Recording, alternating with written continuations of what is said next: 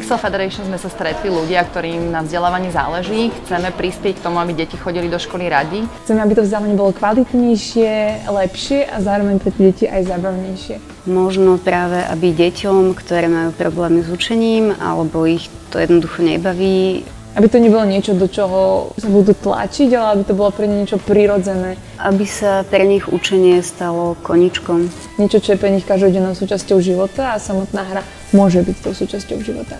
Hry pre mňa aj predpokladám, že pre celé moje okolie vždycky od malička znamenali, že jedna vec, že sme sa zabavili, zahrali sme sa, ale zároveň sme sa aj naučili veľa nových vecí, či už angličtina a iné jazyky. Takisto veľakrát aj história, keď sa hrajú rôzne historické hry. Je to fakt peknou interaktívnou metodou poňaté a preto si myslím, že hry sú nositeľom alebo médium vzdelávacích informácií. Podporujeme a snažíme sa pomôcť vniknúť hrám, ktoré sú edukatívne a taktiež tvoríme vzdelávacie koncepty pre deti a mladých, ktorí sa chcú venovať vývoju hier. Podporujeme nielen vzdelávanie prostredníctvom hier, ale vytvárame aj vlastné eventy, kam si voláme či už našich zamestnancov alebo externých lektorov a tu zdieľame naše vedomosti prostredníctvom prednášok, workshopov. Viac informácií o tom, čo robíme, nájdete na našej web stránke, na facebookovej stránke a na YouTube kanáli.